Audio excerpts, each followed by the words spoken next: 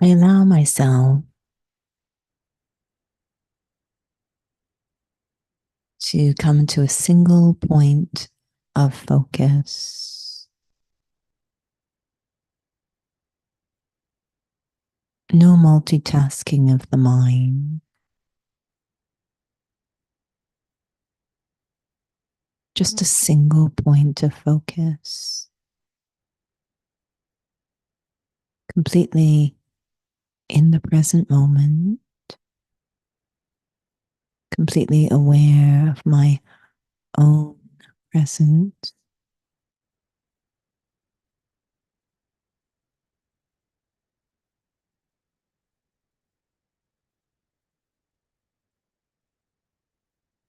moving outside the rhythm of day-to-day life and the pressure of time, the feeling of taking off layers and layers of roles and responsibilities, thoughts and feelings, letting them fall away until all that remains of me, it feels, is just a single point. I, the thinker, I, the observer, I, the living being, the one expressing through this body.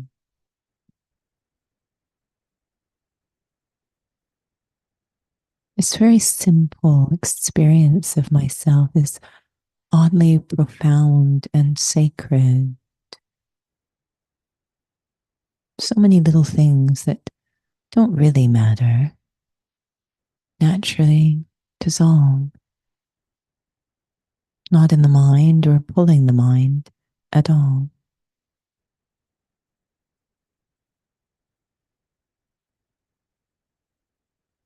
That single point has the same impact as seeing the big picture, like the astronaut in outer space, going so deep into inner space, coming to just that single point of self, opens up the big picture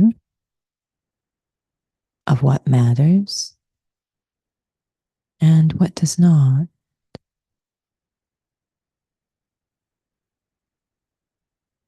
What to hold and what to let go of.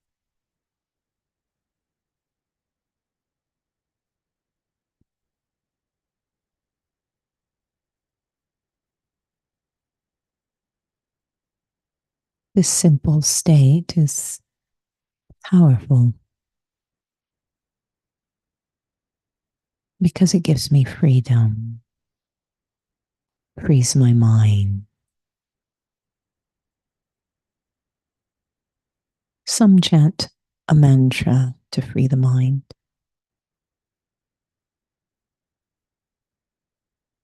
but I come to this single point of self,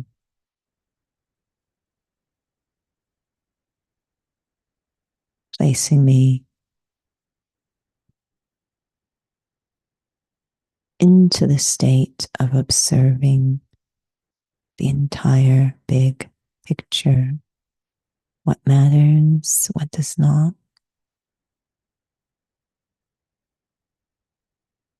what all the activities of the day are for.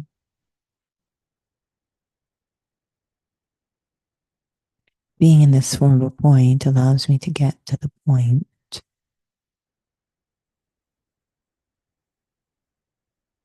frees me from all the expansion, all the unnecessary, and all the laboring. The freedom to focus on what really matters.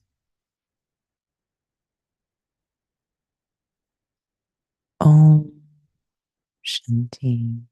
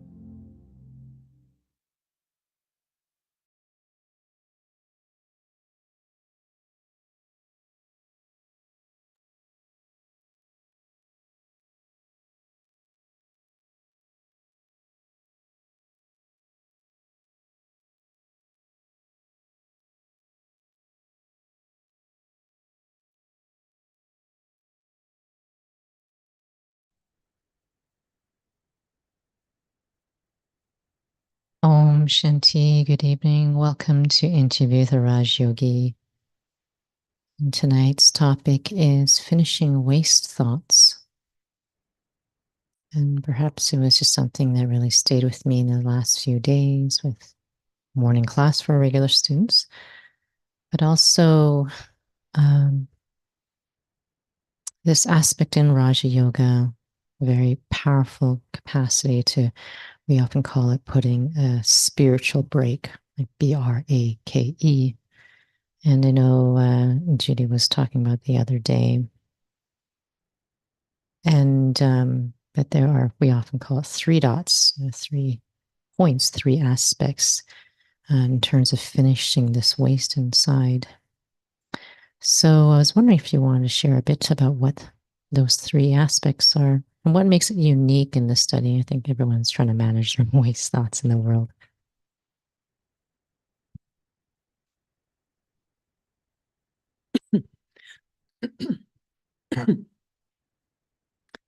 Om Shanti. I think the general concept of the dots or the point is that idea of get the point, get to the point, that we kind of can go into a lot of expansion, but when we get to the point, a lot of that just naturally stops. And so waste is connected a lot to all of that expansion or unnecessary speaking or thinking. So we'll often, if someone's going on and on, maybe you're thinking that now, we'll say, can you just get to the point?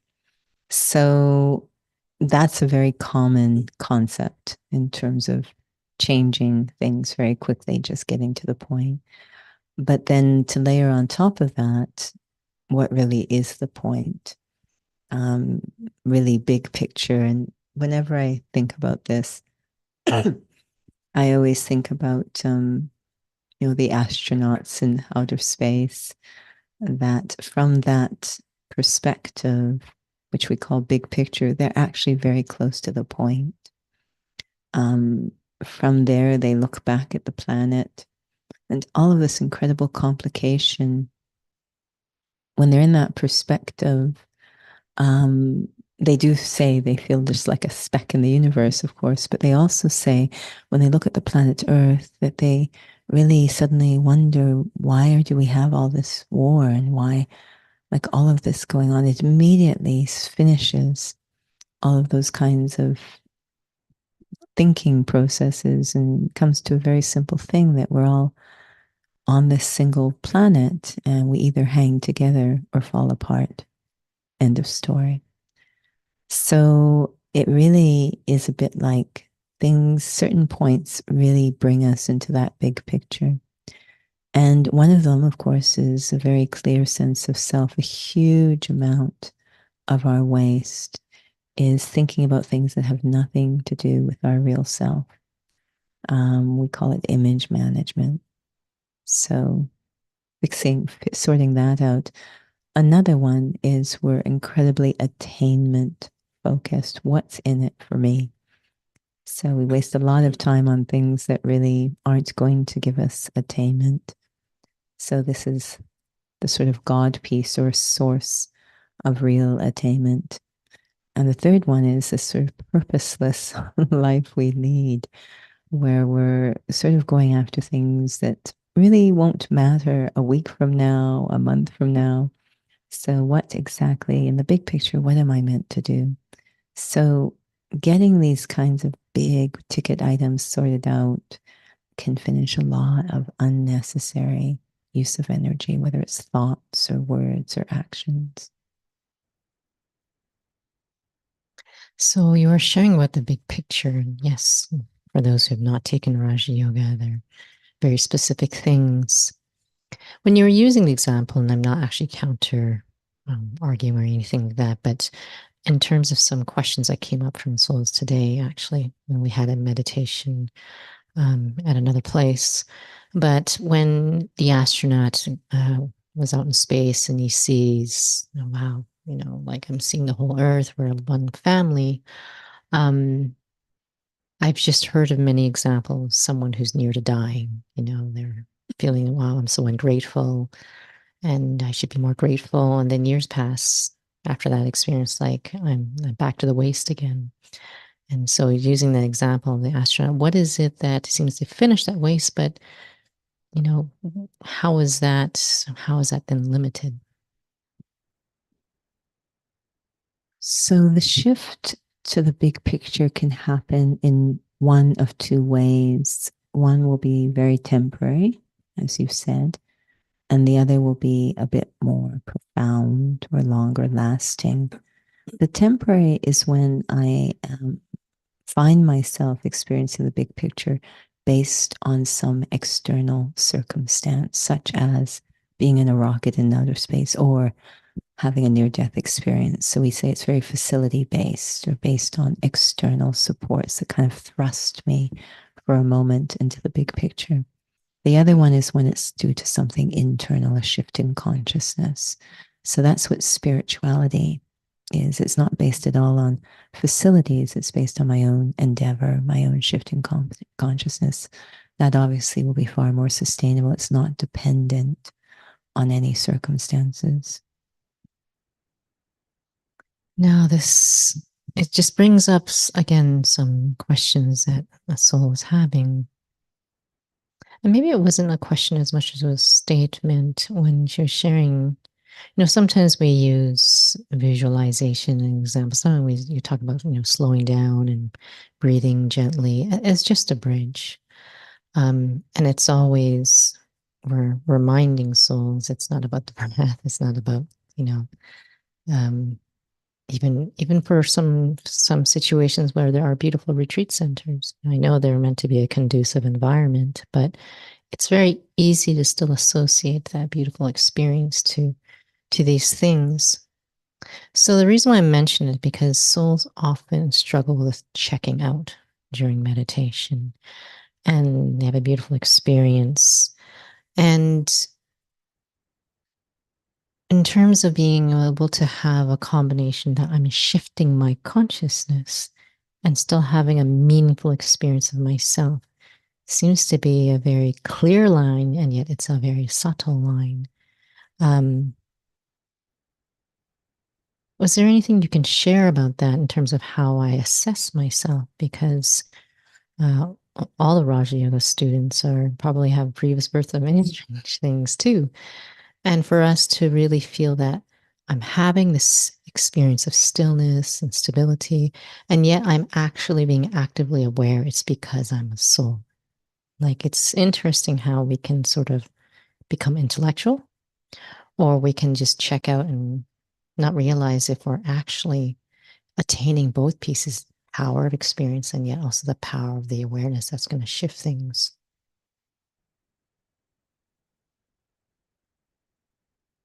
I don't know if there's much to add from what you just said, but I know that sometimes I wonder if it's useful.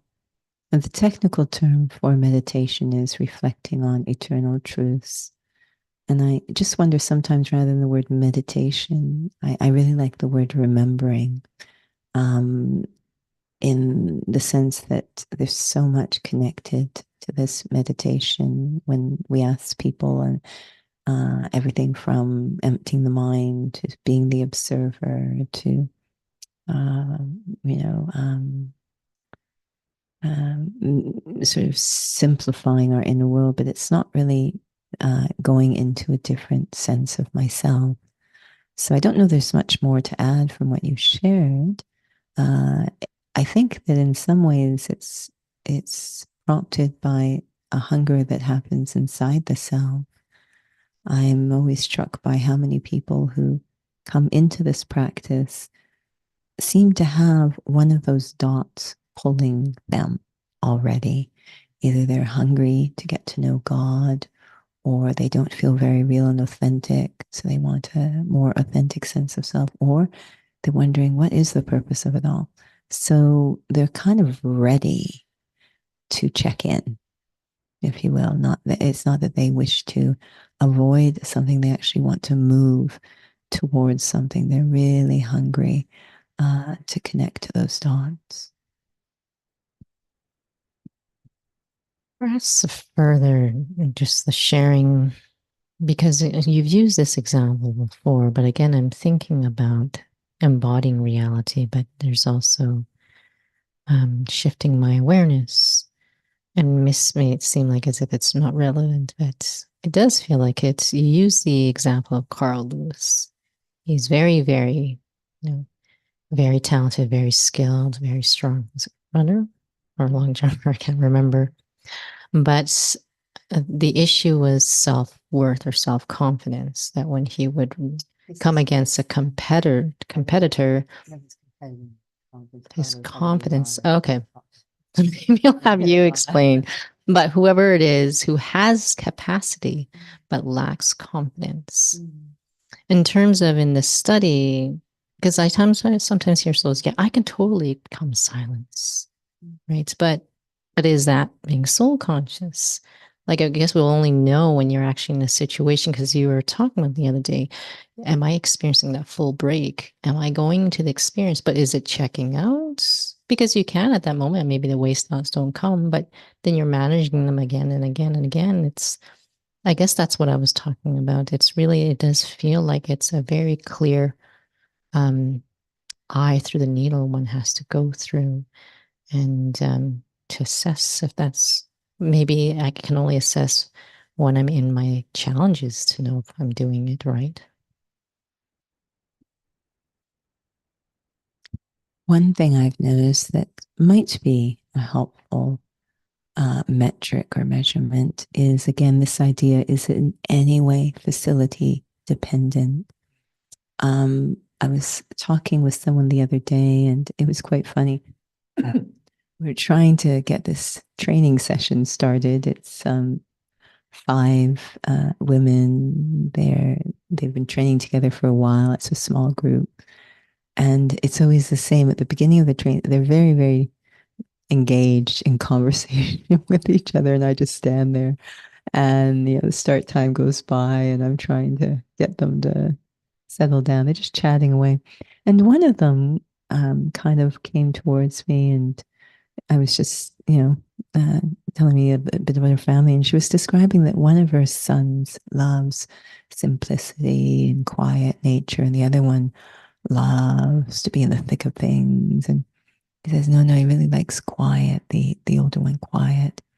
And she said, it must be a lot like you. And it says, actually, um, as they're sitting all there chatting away in the background, I was really feeling that because she gave the example, that all this chattering of these women was really kind of affecting her. And I was saying, actually, no, it doesn't bother me at all. Like, it's not in any way affecting my sense of self. So if you think about it, when we talk about our physical identity, one of the points is identity. Our physical identity, which isn't our real identity, actually, has become so automatic. I don't make effort. It doesn't matter what situation I'm in. It doesn't matter if there's a lot of noise. It's just always there, right? And it's not even who I really am. It's quite odd. It's not dependent on any facility other than thinking I'm the body. So the other should ideally be true, that I'm able to have the same remarkable calm state, which is the true nature of my true identity, in any situation if I'm really doing it. It won't be facility or situational dependence at all. Even in meditations, like, oh, I need certain music, or I need no music, or I need certain lighting, or I want this picture, I need this chair, I need this pillow, I need to face north or south or east or west. And it's like, we don't do all of that for our physical identity.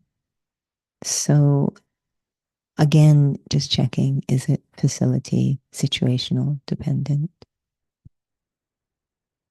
Is falling asleep a sign of facility dependency, or is that something else? Because falling asleep is a challenge for many for meditate. Well, if you want to use that word, which we often don't in Raja Yoga. Yeah, there's 2 forms of falling asleep, and one is checking out, or the inner eye closing. I think souls are exhausted. The reason they're exhausted is because their image, some call it ego, has them running around. So we're back kind of going in circles. But I had an interesting conversation with another soul today. And I was just noticing the energy was very low today in the city. I don't know if it was the snow. Everyone looked very tired. And talking to it's a fellow trainer, and he's sitting there looking kind of done. And it's the beginning of the day. And he just looked at me and he said, because I think I had just taught a class and then I was going to go. He said, how do you do it? Yes, I had asked him if he could sub a class for me. And he said he wasn't free, but he said, I don't even know if I could sub that class because I've noticed that when you teach a class, you do it with the participants. Many trainers just yell at them, coach them. They don't actually, he says, you do it with the participants. I don't know how you do it actually. Like, I don't know where your energy is coming from.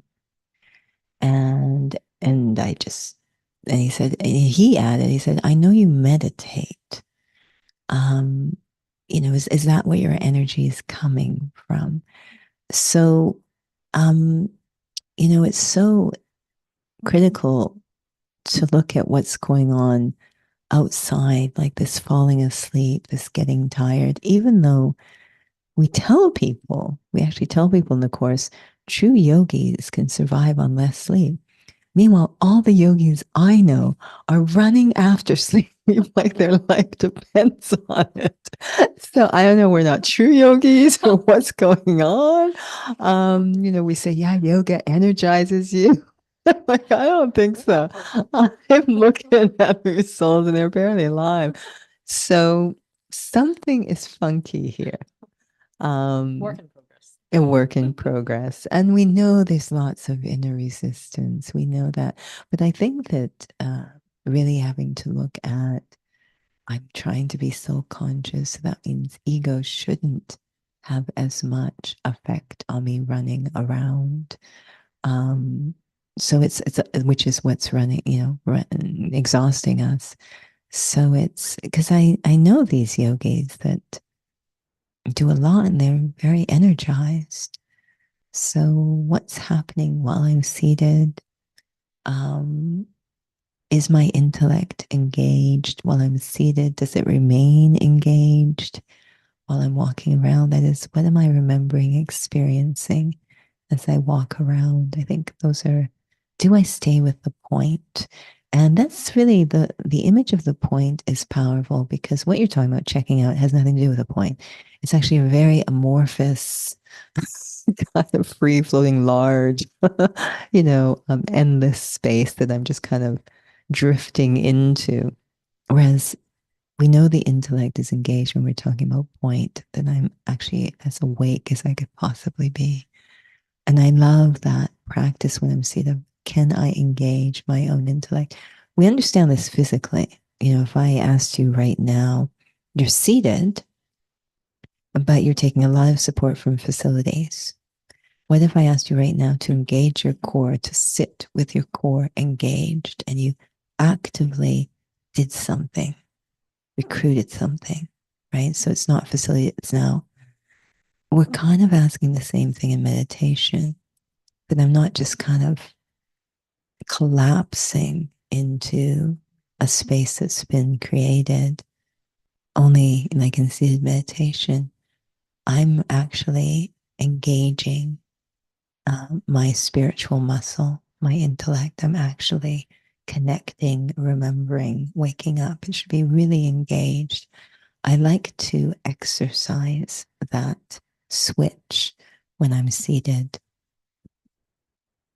So that switch should really be the embodiment of that reality, but also a knowing of the awareness of, kind of like when you're a dancer.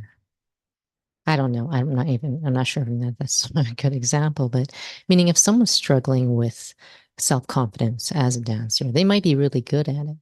But if they don't really believe it, it's the same thing as maybe someone has a really good capacity of silence or whatnot, but they don't really associate with being a soul.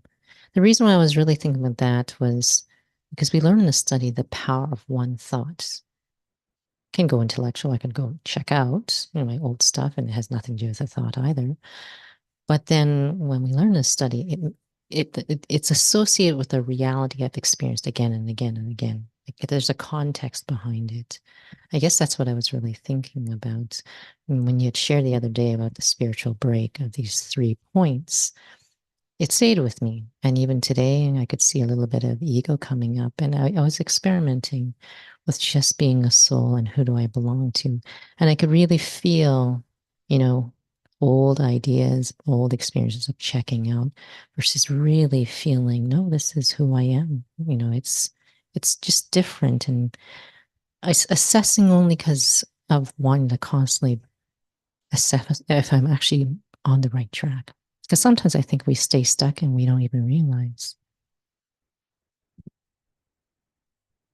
Yeah, it really does become evident when we're talking about waste thoughts or expansion erasing thoughts. It really does become evident. Can you imagine having a brake in the car, but you press it and it does nothing? I mean, the brake's there, but it's not connected.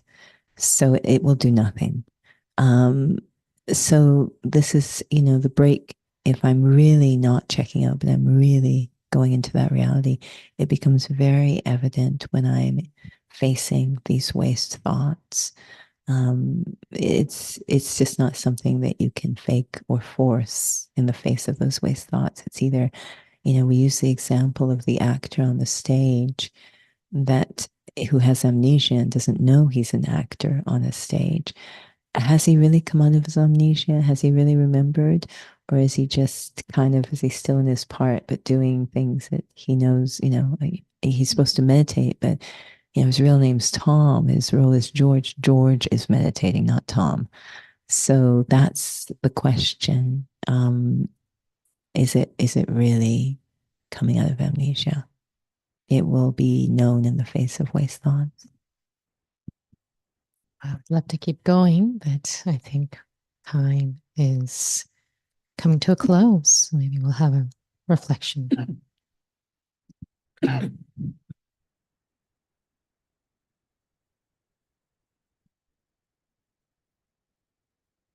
So many souls talk about experience stress and tension and anxiety and heaviness at some point every day. And often thinking it's a result of something in the outer world, work, responsibilities, expectations, demands. But actually, it's just a product of me holding on to something inside.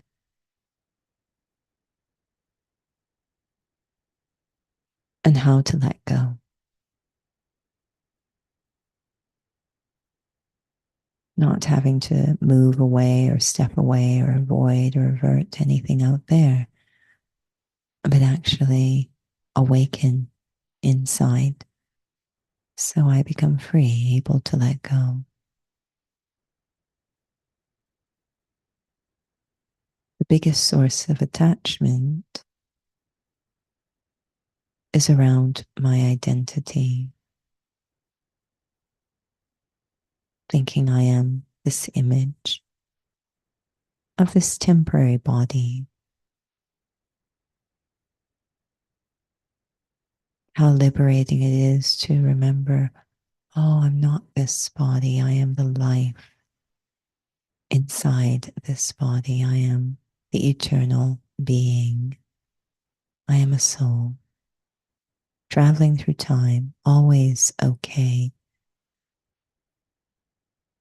Nothing really belongs to me. It all comes and goes. Even the point of my day-to-day activity changes rather than proving, defending, explaining, impressing.